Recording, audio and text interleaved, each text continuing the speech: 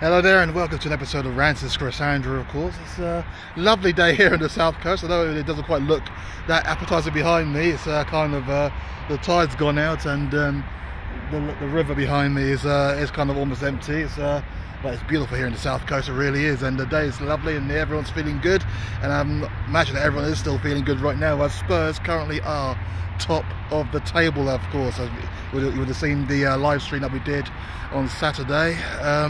It was a hard-fought victory over Luton in the end. Didn't need to be, because we started off very well, if you remember, of course. Should have been 5-0 up within the first 15 minutes. We really should have, but Richarlison with 2 missed chances. I'm not going to get on his back because I think everybody else has already done that this weekend, and I think he probably feels bad about himself. Anyway, those 2 missed chances. The first one I personally gave him a little bit of fair enough, because he was kind of levered, and at the same time the ball was fairly high, and he had to stretch to get to it. The second one, you could say that it was well saved by the keeper, but at the same time, a bit more pace, a bit more lift on it, and they would have gone in. So maybe I think I said on the live stream that he should be putting that one away. But other chances that we had, Pedro Porro with his missed chance, lovely 1-2 with Sonny, and just dribbling it wide at the post. Chance for Son as well, that was ballooned over. Madison ballooned over. Kulusevski had a chance that for some reason I said it went, he put it wide, but he didn't. It was well saved by the keeper. And we played very well in that first half. And then obviously Bissouma's red card. Like I said, I'm not going to dwell on all of this. I mean, a lot of people have gone in hard on him. I just hope that that nothing comes of it in the end, because you know how these how these if certain type of player does wrong, he then gets the abuse online, and hopefully nothing like that happens. He made his mistake. He kind of knew it as the red card came out, and as he trudged off, he knew what happened. So I'm just leave it at that. He will learn from that, and that's what it is. That's literally what it is. So I'm going to go in on hard on that. In the second half, of course, Luton started better because they had the man advantage. Had a chance which I still don't know how they put wide. I think it was Adebayo that missed a simple tap-in at the far post. And a few minutes later, we go a goal up. Mickey van der Ven there scoring a great goal. I say great because the ball had to come across him to then put it in with his left foot. Brilliant finish. Madison again with another assist. And that was how it was. I mean, Luton had a couple more other chances, but do you actually remember a shot that Figueroa had to save? I mean, he got down well with it on a couple of occasions, but nothing really taxing. This was a simple, even with a man down, a simple day in the office for him. And that win put us top of the table.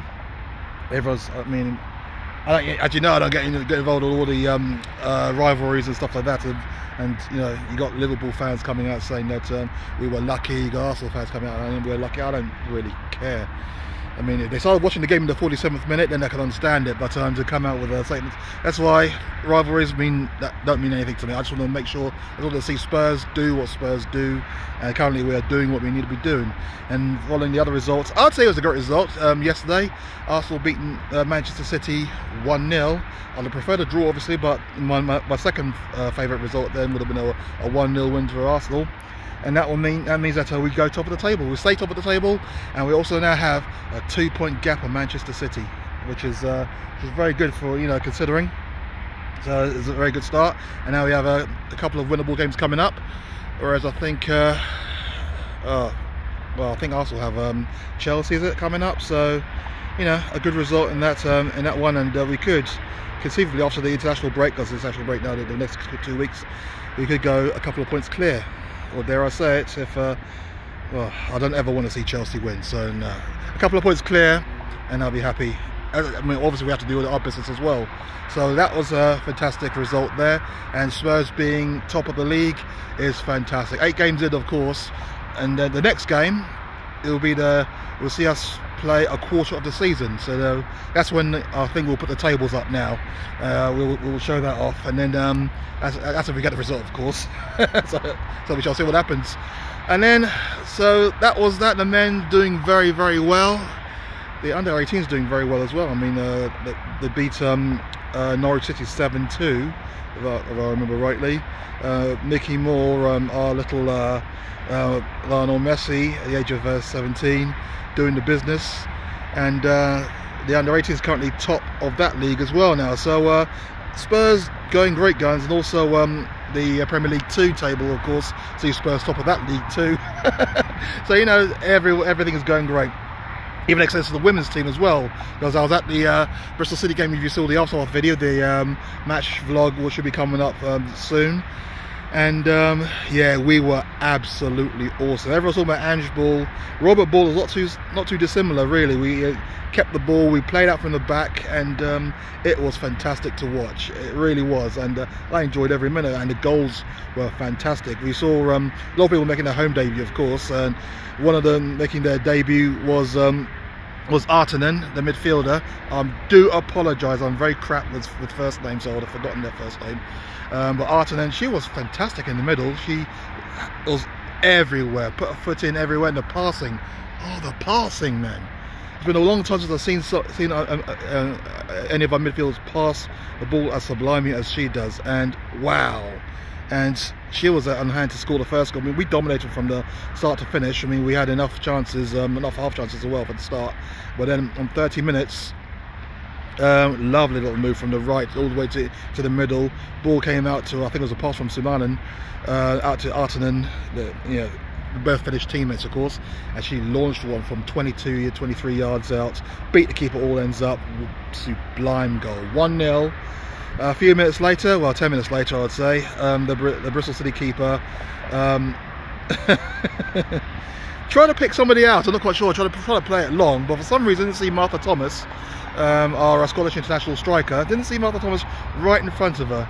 Martha Thomas charged it down, and the ball just dribbled into the net. 2-0. And then a few minutes after that, a free kick. I mean, we've been saying that Sumanen is a brilliant free kick table. We haven't quite seen it for Spurs that often, or if at all. But she scored an absolute blinder from 25 yards out, right into the top, well, the keeper's left-hand corner. No chance. 3-0. And yeah, that was half-time. I was thinking it was going to be a case of how many we're going to get, but in the end, they pulled one back through. Well, I'll still say it's a dubious penalty. The ball's just got like smashed into, I want to say it's Bartrip. Was it Bartrip? I'm just trying to remember off of memory, but it was smashed into Bartrip's hand. Nothing she could do was coming out at such speed. Arm was pretty much where you expect a natural arm to be. And the referee immediately gave a penalty. No VAR in the women's game, of course.